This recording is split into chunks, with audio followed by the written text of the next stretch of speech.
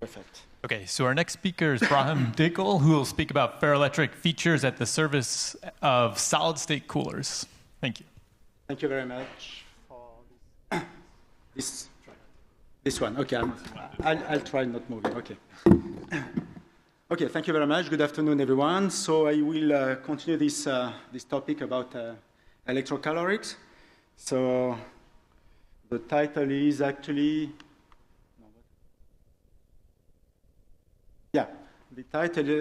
the idea of this title is just to show you what we may do with ferroelectrics to play with the caloric response of these systems. So we had a nice introduction by Andrew just before, but let me just show you the real people who worked in this topic for this presentation, and especially the PhD, which are some of them are now postdocs. So Yang Liu, Bobo Tian, Chuangyuan Li, Lee Phillips, Junin Li, and Romain Faye, who all these guys really worked hard to get all the results I'm going to show you. So I don't need to introduce the context. Indeed, we need to find new solutions for refrigeration and air conditioning because of this harmful refrigerant, which is HFC's gases. And what we can do to save and to make our planet great again is to find new solutions. And one of the solutions is electrocalorics, of course. I guess you recognize the alien here. He has a red cap. And to show you this slide, this very interesting slide made by our colleague from Germany. And this is the, let's say, efficiency as a function of decreasing level of maturity for different technologies. Of course, this one is the most used one. And we see that today we reach something like 60% of the efficiency, while we could reach 75%. But if now we have a look to the electrocalorics, which is a less mature technology, but we see that we may expect much highest efficiency. And nowadays we are around, let's say, 10–15% of efficiency. The big advantage of electrocaloric is solid-state system, and we have to apply an electric field, which is sometimes much easier than, for instance, magnetocalorics, where you have to apply a magnetic field, which is usually very strong, of the order of a few Teslas. So this slide has been more or less described by Andrew just before. So the idea actually is to play with the order and disorder. The idea of applying an electric field is to order the dipoles in your system, and once you order these dipoles, if you are working in adiabatic conditions, then you have heating of your system. If you keep this field applied, then you can remove the heat, keeping the dipole, of course, aligned, and then you switch off the electric field, always in adiabatic conditions, and then you have decreasing of the temperature. And this can be applied for magnetocaloric, elastocaloric systems. So how we measure this? Actually, most of the time, people use these so-called Maxwell relationship, and the idea is just to measure the polarization as a function of temperature, and then you take the derivative of the polarization with respect to the temperature, and then you calculate the change of temperature. It works rather well, actually, but keep in mind that the value that you will have, it's an estimation. So it's better to use this technique for trends, essentially. And there are also some direct techniques, and some of them are described here. For instance, you can use calorimeters. Then you apply electric field.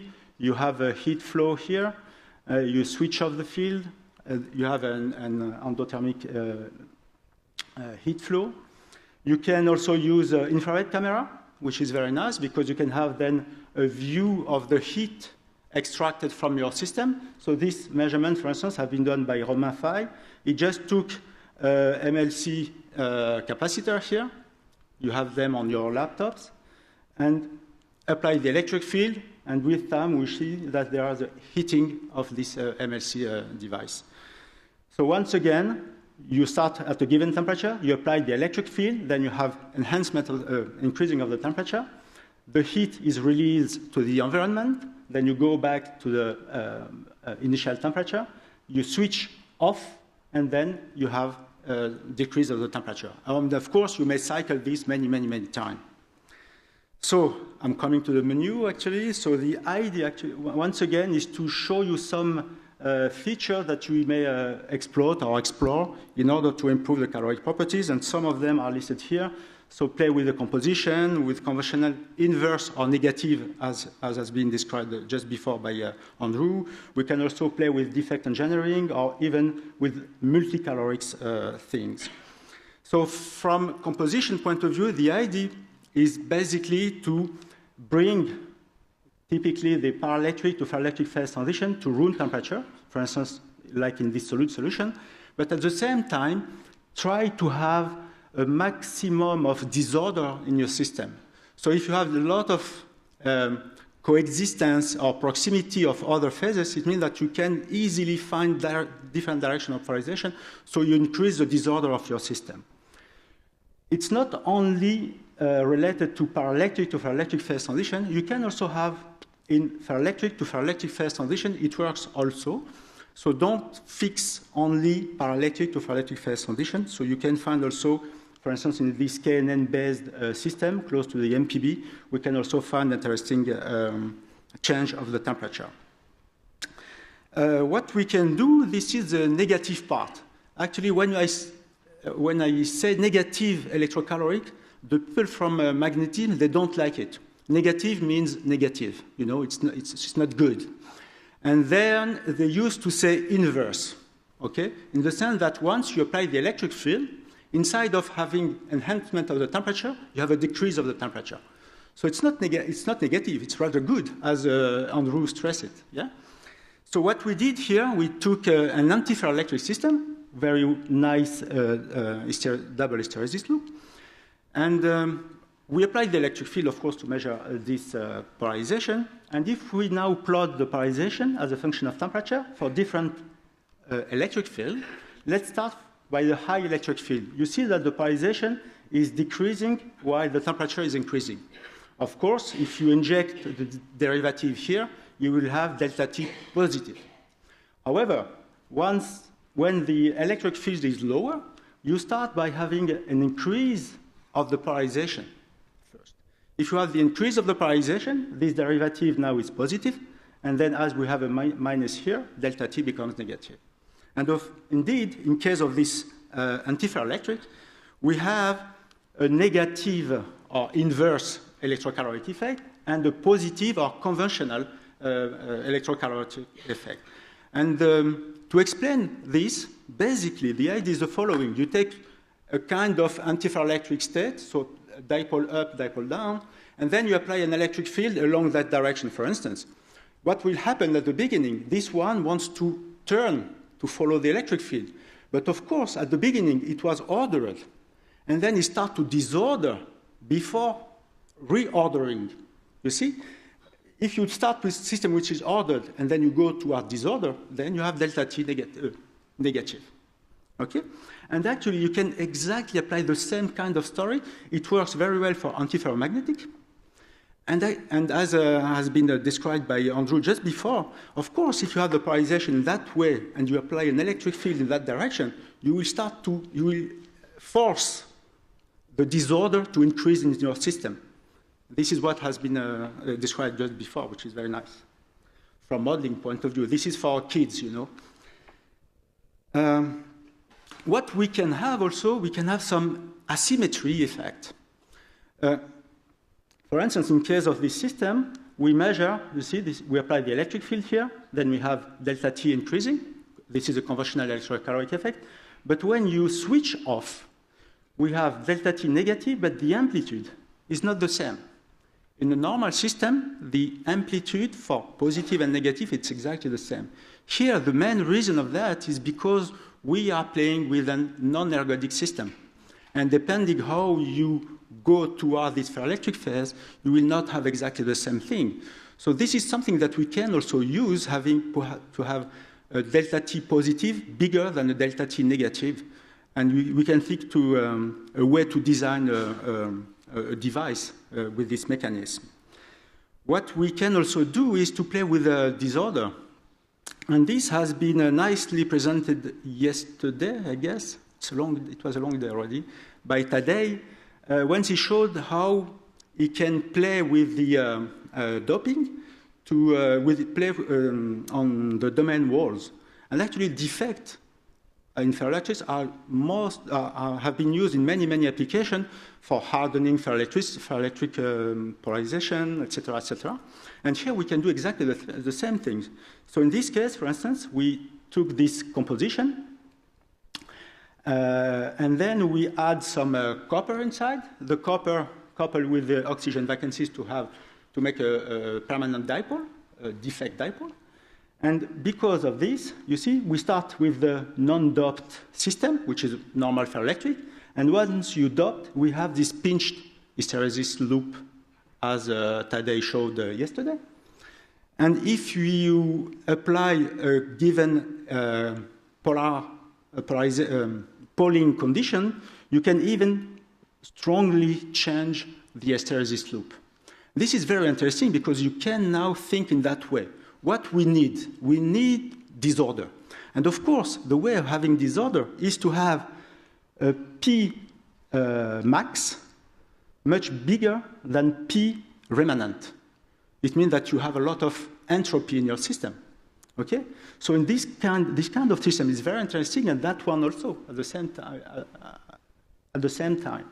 And what you can see also that by playing with the disorder, for instance, you can also enhance the energy storage, which corresponds to the area, which is exactly here. So you see, in that case, the area is much bigger. So defect is very, very interesting way to design some peculiar properties. So let me show just some results with this defect engineering. First, once you add the copper, you can apply much higher electric field. And higher the electric field is, higher delta T is. Okay, so this is already, you want something already. And what we did also here, we cycled many, many times, because we know by cycling we can move also the defect. We have to take into account the mobility of this defect. And you see that when we start at the beginning, it's like this. Once after 10,000 cycles, it changed a little bit in the sense that it starts to have the polarization. It looks like more ferroelectric than pitch one. But if we remove the electric field and leave it during 24 hours, we'll recover exactly the same state as beginning. So you can think also to design a kind of device by playing with this pitched hysteresis loops and, of course, cycling and aging in the system. We did also the same kind of things. I will not go into the details here, but we played also with this hysteresis loop to see how the delta T evolved as a function of the number of cycles. And there is a very nice stability of this delta T, meaning that we, I guess, are ready to use this kind of devices, even if delta T in that case is not so big. But once again, it's bulk system. If you want to increase the delta T, you have to apply a higher electric field, and the way to have an highest electric field is to make thinner systems. The MLCCs, for instance, multi-layer capacitors, are very nice for this kind of applications. And actually, Murata is working a lot now in this direction, Murata company. So what we can also do with ferroelectric have also elastic transition. We know that once the polarization appears in the system, there is a distortion of the system. Therefore, what we can do, we can not only apply electric field, but we can apply a stress on your system. And if we combine both, we can enhance the global delta T of our system. So it's a way also to play the so-called multicaloric aspect, which I guess might be very, very interesting also to exploit or to explore in the next years. Something that we did in the multicaloric, for instance, is to take this iron rhodium system. It's a magnetic system. It's very nice magnetocaloric system. The problem of this guy, first, it's expensive, as I used to say, but also this first order phase transition. This is the magnetization as a function of the magnetic field, and you see that we have a huge first order phase transition, and if you want to cycle, you have a lot of losses in that case. So you have to find a solution. One of the solutions that we propose is the following one. We take iron rhodium, we put it on barium titanate, this ferroelectric. And now why we consider this system? Because we know that the magnetization of iron rhodium can be controlled by the voltage that we apply on barium titanate. So by playing with magnetic field and electric field, we could play on the magnetic arrangement of iron rhodium, and this is what we did actually. So we start with this one, and inside, we applied here magnetic field, and we come back, removing the magnetic field.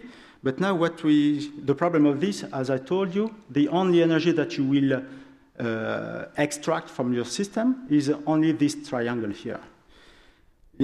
Here what we did, we applied the magnetic field. This is a black curve here. And we remove the magnetic field, but at the same time, we apply a voltage on barium titanate. And in that way, we are able to follow more or less or very close to this black curve. And now the energy that we have is exactly that one. So we succeed to remove the hysteresis loop of the magnetic property. Actually, these magnetic losses are not fully lost, of course, because at the interface we have also elasticity which appear. And what we did actually, we just transform a part of the magnetic losses into elastic losses in that case. But in the end, if we make some calculation, we can see that we have a better efficiency once we use these two works, these two, electric field and magnetic field, rather than only magnetic field. So this is my conclusion. So the idea is indeed to show you that we can think about ferroelectric for solid-state refrigerant. I showed you some of the strategies that we are working on, but like composition, conventional, inverse, asymmetry, defect engineering, ergodicity and non-ergodicity, applying mechanical stress. We can combine different stimuli, but not only, we can also consider different systems like relaxers. There are already some very nice work done using a relaxer. We can consider composite or even other completely exotic materials. We have also to take into account the effect of the interfaces, the effect of ferroelectric or ferroelastic domains, domain walls, etc., etc., etc. So many work to do. From a material point of view, from the understanding of the physics, from modeling, we had just before a very nice talk showing that, and in the next talk we will have also very interesting modeling aspect. And not only from this understanding, I would say, we have also to make some improvement into the integration and the device aspect of this of ferroelectric for electrocaloric properties. Thank you very much. Okay, great, thank you. So we have time for one or two questions. Any questions from the audience?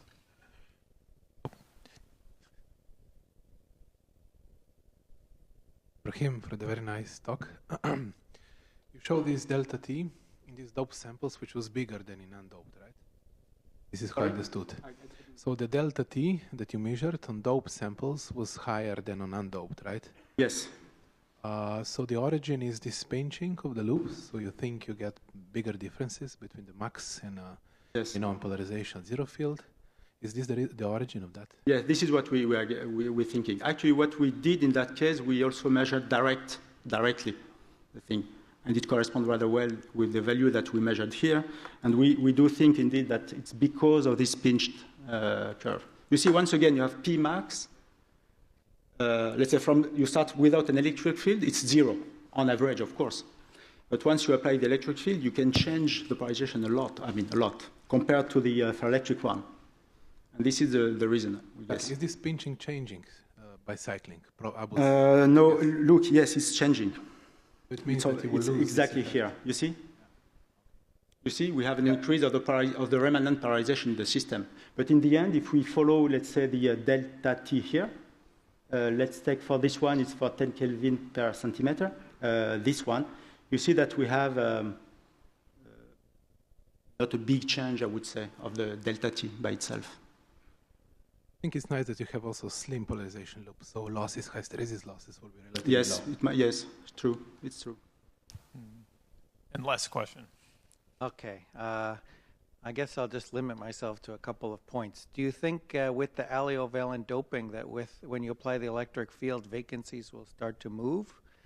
And in the magnetic ferroelectric composite, do you think we need to include the work done on the barium titanate in your overall energy balance? So for the last one, yes, we have to include many things, actually. We have to, because once again, we have a thin film, and what we did, actually, we considered just the caloric effect of the magnetic layer. Of course, the substrate is much bigger, and therefore it will impact the caloric property, and the interface also, because you have elasticity at that place. So you have to consider magnetocaloric, elastocaloric, and electrocaloric, plus the losses of all of them, of course. And the first one was, I forgot. For the defect? Moving yes. In this kind of case. Yes, exactly. This is what we yes, exactly. Okay, let's thank the speaker once again.